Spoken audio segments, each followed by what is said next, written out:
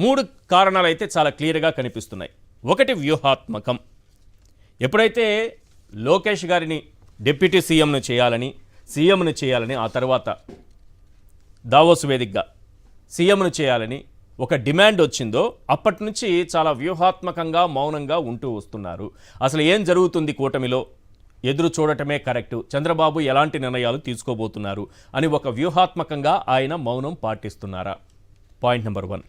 ఒక నిర్వేదం స్వయంగా వారే చెప్పారు. పిఠాపురంలో గంజాయి బ్యాచ్ పెరిగిపోయిందని, ఈవిటీజింగ్ చేసేవాళ్ళు పెరిగిపోయారని, నేరాలు ఘోరాలు జరిగిపోతున్నాయని, శాంతి భద్రతలు లేవని, పోలీసులు ఏం చేస్తున్నారో అర్థం కావటం లేదని, తాను ఎవరినీ తెచ్చిపెట్టుకోలేని స్థాయిలో ఉండిపోయానని స్వయంగా ఆయనే చెప్పుకుంటున్నారు. సో ఇలాంటి నిర్వేదం ఏదైనా కనిపిస్తోందా? గతంలో శాంతి భద్రతలపైన ఆయన మాట్లాడిన అంశం కూడా మనకు తెలుసు. హోంమంత్రి ఎలాగా ఫెయిల్ అయ్యారని చాలా గట్టిగానే మాట్లాడారు.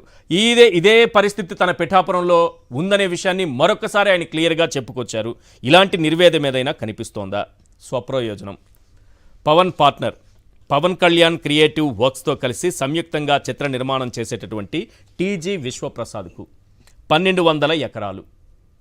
టీజీ విశ్వప్రసాద్కు ఈయన 2-3 సినిమాలు పవన్ కళ్యాణ్ గారితో చేశారు. ఇప్పుడు అతనికి 1200 ఎకరాలు ఇస్తున్నారు.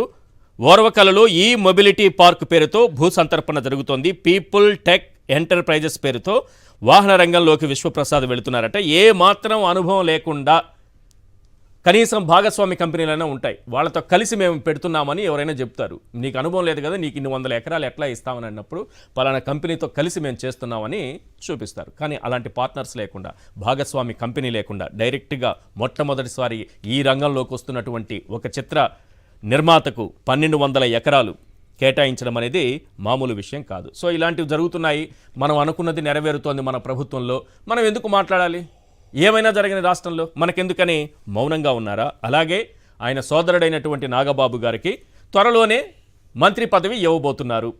ఆయన్ని క్యాబినెట్లో చూడబోతున్నారు. అంతకంటే ప్రధానమైనది ఏంటంటే లోకేష్ గారు సీఎం అవుతారని, ఆ క్యాబినెట్లోనే నాగబాబు గారు మంత్రి గారు అవుతారని రకరకాల వార్తలు ఎక్కడ చూసినా సోషల్ మీడియా వేదికగా అయితే మరీ ఎక్కువగా చర్చ జరుగుతోంది. ఇందులో వాస్తవం ఎంత ఉందనేది మాత్రం కొంత ఎక్కువ టైం కూడా లేదు. ఒక 3 నెలల కాలంలోనే వాస్తవాలేంటో మన ముందుకు వచ్చేస్తాయి.